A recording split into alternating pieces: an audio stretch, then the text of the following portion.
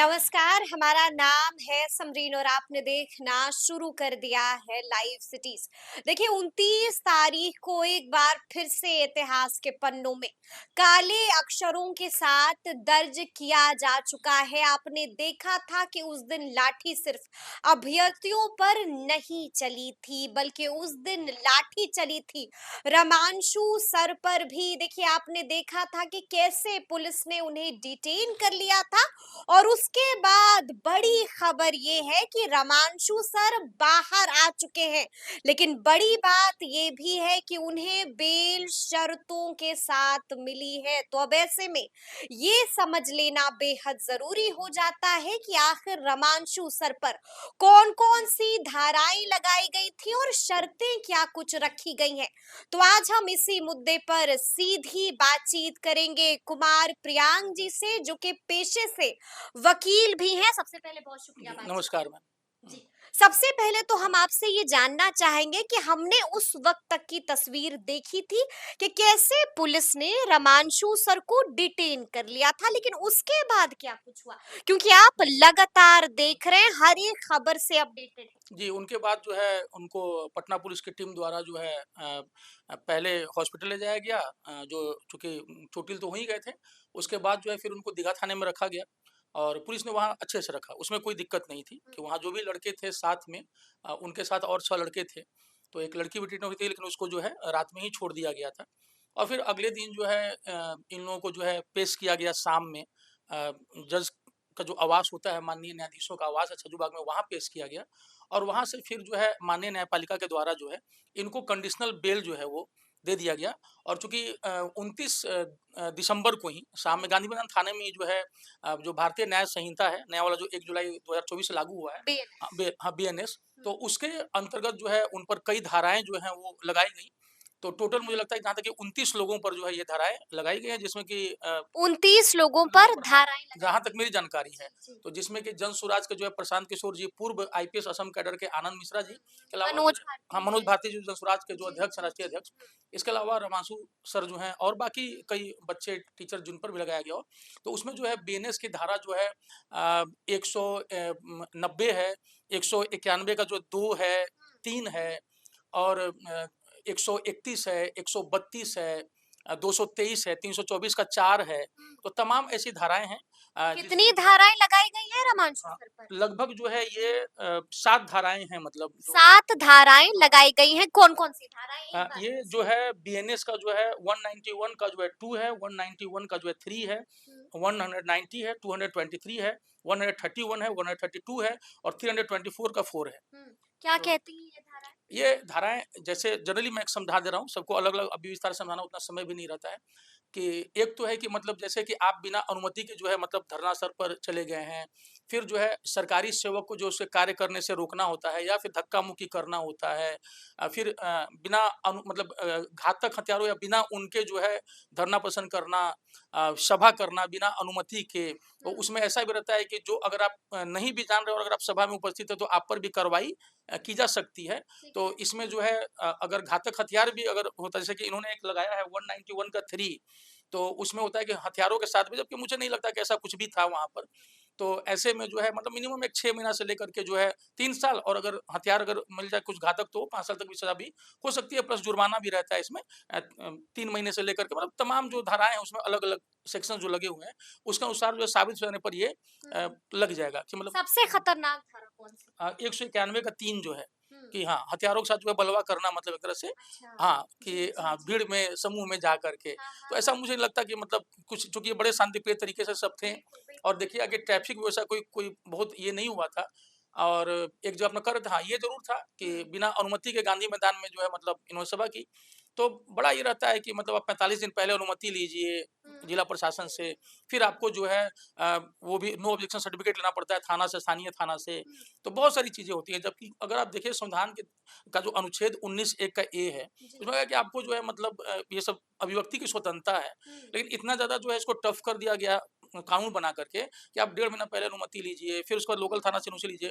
तो मान लीजिए वैसे में अगर सरकार या प्रशासन चाह जाए कि हमको नहीं देना है, नहीं तो देना कहीं न कहीं फिर कोई भी कारण लगा के आप रोक ही सकते हैं। बिल्कुल, जहाँ बिल्कुल। तक मुझे लगता है कि हमारे संविधान निर्माताओं ने यही सोचा होगा कि आप आराम से बैठ के उसमें सारी चीज़ें स्पष्ट कर दी गई हैं कि बिना हथियारों के आप शांतिपूर्ण प्रदर्शन कर सकते हैं।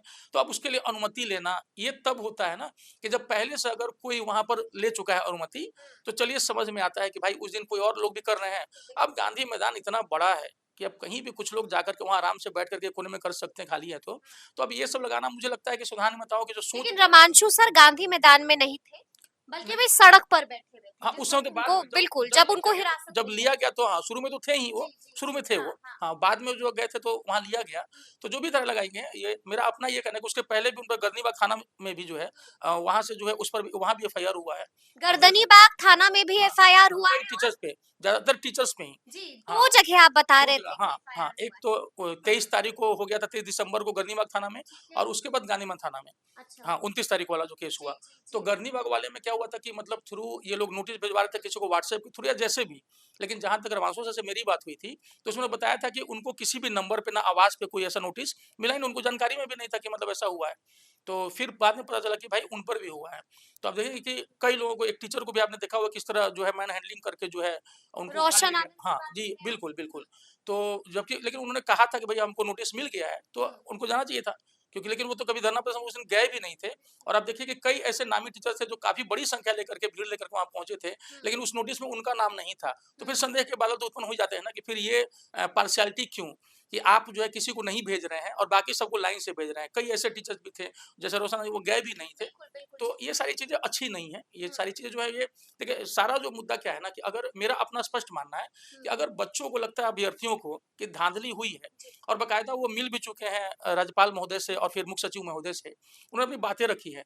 तो जिन-जिन जगहों के बारे में वो बता रहे हैं कि यहाँ ये दिक्कतें हुई हैं, तो क्या दिक्कतें आप सीसीटीवी पर जो है फुटेज देख लीजिए, ये बच्चों से माँग रहे हैं। हुँ। मैं कई राज्य स्तरीय प्रवक्ताओं को देख रहा था जो सत्ता पक्ष और विपक्ष के हैं। जी। सत्ता पक्ष के स्पेशली जो है जदयू भाजपा वाले, इन लोगों का बोलना था कि आप सबूत लाइए, हम रद्द आप, करवा हाँ, देते हैं। जी। आप अच्छा, मैं सिंपल एक समझ आपसे पूछता हूँ कि आप भी लड़की हैं, अगर रास्ते में आप कहीं जा रही हैं और आपके साथ दुर्व्यवहार हो गया, हुँ। ठीक है, और आप जाएँगी थाने में कहने के लिए कि सर मेरे साथ दुर्व्यवहार हुआ है रास्ते में, तो क्या पुलिस आपसे ये कहेगी कि सबूत लाओ तब हम मानेंगे कि आपके साथ दुर्व्यवहार हुआ है?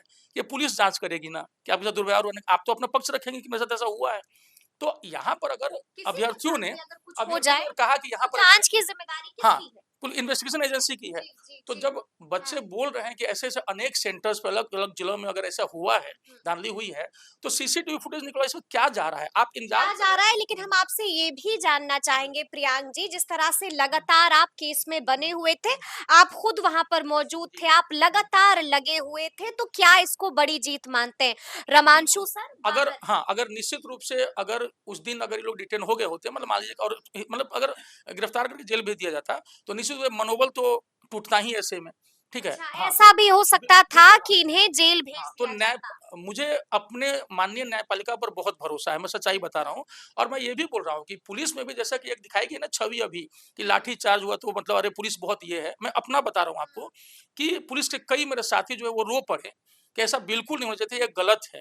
कि और इसीलिए उन्होंने स्पेशली ये भी कहा कि पुलिस वालों को ट्रेनिंग समय मानवाधिकार की ट्रेनिंग अवश्य दी जानी चाहिए, क्योंकि वर्दी चढ़ने से पहले वो खुद भी इस व्यवस्था के शिकार होते हैं, और बाद में वर्दी चढ़ने के बाद फिर गर्मी आ जाती है।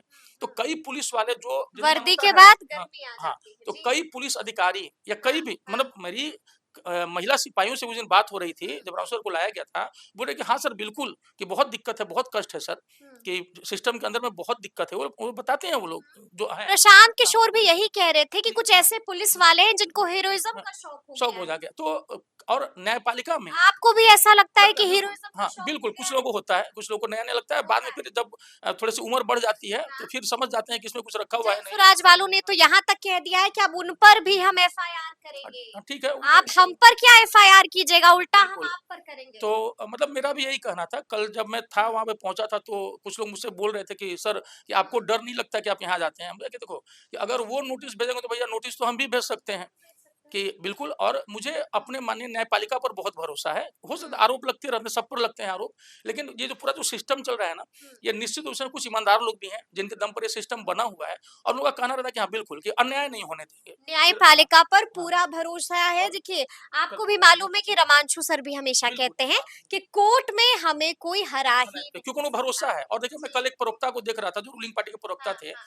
कि मतलब कि जो ये बच्चे जो हैं ये सबूत क्यों नहीं ला रहे हैं, ठीक है? तो मेरा फिर वही कहना था कि बताइए कि मतलब ये सब कहाँ से सबूत लाएँगे कि ये तो पुलिस का काम है ना, या फिर अगर आपके सीसीटीवी फुटेज आपके पास है, तो वो फुटेज आप ला करके देख लीजिए कि भाई बच्चों ने ये लिस्ट हमें सौंपी है, हम इन सेंटर्स पर जो है पत्रकारों को ले जाकर दिखा दें कि देखो ये सीसीटीवी फुटेज है, कि क्या आप सीसीटीवी फुटेज जो है बर्बाद होने का मतलब समय होता है ना, एक लिमिटेड टाइम के बाद वो नहीं रह जाता है फुटेज, तो फिर वो खत्म हो जाएगा। तो मुझे ये भी नहीं पता कि कब तक का वो सीसीटीवी फुटेज होगा, कहीं 15 दिन का ही होगा तो वो भी हो जाएगा, फिर उनके पास वो भी हो जाएगा, अब तो वही फुटेज मेरे पास नहीं बचा है कि अब हम लोग कहाँ से क्या करें।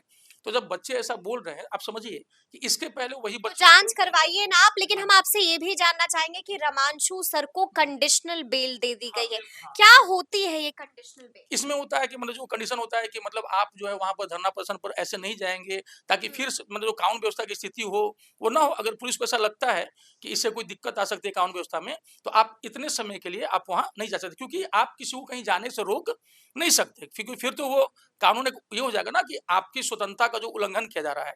तो फॉर द टाइम बीइंग कानून व्यवस्था के लिए न्यायपालिका की तरफ से कर दिया जाता है कि ठीक है भैया कि हम आपको बेल दे दे रहे हैं, कि पुलिस आप पर जो चार्जेस लगाए उसके तहत हम आपको जेल नहीं भेजेंगे, कि आप रहिए, आप स्वतंत्र रहिए, लेकिन आप वहाँ पर मत जाइए। एक बीच-बीच का रास्ता निकाल दिया जाता क्या है कुछ मतलब शर्तें लगाई गई हैं कि यहाँ मतलब जो धरना प्रदर्शन है या इस टाइप का जो भी चीज़ आरोप जो लगाया गया पुलिस के द्वारा, कि आप इस तरह की चीज़ों पर अभी आप जो है दिखेंगे नहीं वहाँ पर, मतलब इससे अभी बचिएगा, और मीडिया में इस तरह का कोई भी भाषण जो है मतलब नहीं नहीं दीजिएगा, तो ये होना चीज़ हाँ, तो वो लोग हट जाते हैं वहाँ से अपना। जी, जी, हाँ, जी। अच्छा, तो मेरा ये भी सवाल है आपसे कि अगर कोई कंडीशनल बेल का उल्लंघन कर देता है, हाँ। तो फिर उनके साथ क्या होता तो है? फिर ऐसी स्थिति में बेल जो है मतलब थोड़ा भी जा सकता है, कि अच्छा, जैसे हाँ, कि अगर न्यायपालिका ने यानी कि आप कह रहे हैं कि फिर जेल भेजा जा मतलब सकता हाँ, वो है। किया जा सकता है वैसा, उसी स्थिति में कि फिर कई पुलिस आपको हाँ, ढकेल सकती है अंदर। हाँ, कर सकती है। तो ये जबकि आप देखिएगा कि कई बार लोगों में अवेयरनेस की भी कमी होती है, और कई बार जैसे शिक्षकों को देखिएगा, जैसे शिक्षकों को डराने की कोशिश की गई कि वो आकर के उकसा रहे चाहे हैं, डरा रहे रोहित हैं। सर हो, हाँ, चाहे रमांशु मुझसे सर हो। एक ने पूछा मुझसे जी। कि छात्रों के इस आंदोलन में शिक्षकों का क्या काम? हुँ। तो मैंने वहाँ जो संवाददाता थी जो पूछ रही थी मुझसे, तो मैंने उनको कहा कि महात्मा गांधी गुजरात से थे, और चंपारण में जो है वो अपने 20 कट्ठा में 3 कट्ठा में जो है नील भी नहीं उगा रहे थे। फिर उनका चंपारण में क्या काम था? हुँ, क्यों गए थे वो? इस हिसाब से तो महात्मा गांधी जी को भी वहाँ नहीं जाना चाहिए था। तो हुँ। रास्ता तो महात्मा गांधी जी ने ही मतलब दिखाया था। बिल्कुल, और बिल्कुल। हुँ, छात्रों का में कोई भी जा सकता है, जिसको भी इस व्यवस्था में लगता है कि गलती अगर हो रही है, जैसे होता क्या है ना कि ये चाहते हैं कि मतलब छात्रों को अलग थलग छोड़ दो, फिर वो कमजोर पड़ जाएंगे, तो उनके आंदोलन को हम लोग दबा देंगे। दबा तो देंगे। बाकियों का क्या काम, या फिर कहेंगे कि राजनीतिक दलों का क्या काम। ठीक है, मेरा ये कहना है कि राजनीतिक दल कहाँ से आए हैं? अमेरिका इंग्लैंड से आ गए हैं क्या यहाँ के सिस्टम में? हमारे अपनी संवैधानिक व्यवस्था में राजनीतिक दलों को भी जो है एक जगह दी गई है, प्रेशर ग्रुप को भी एक जगह दी गई है। अगर उनको लगता है ठीक है अपना वो उठाए मुद्दा, राजनीतिक दल अपने अपने हिसाब से उठाएं, छात्र अपना उठाएंगे। आप होते कौन है रोकने वाले कि आप आप नहीं आएंगे होते कौन है रोकने वाले? किसी एक को भी। अंतिम सवाल हाँ है मेरा जी। आपसे। क्या बीपीएससी 17वीं का मुद्दा जो है वो कोर्ट भी जाएगा? हाँ, जाएगा।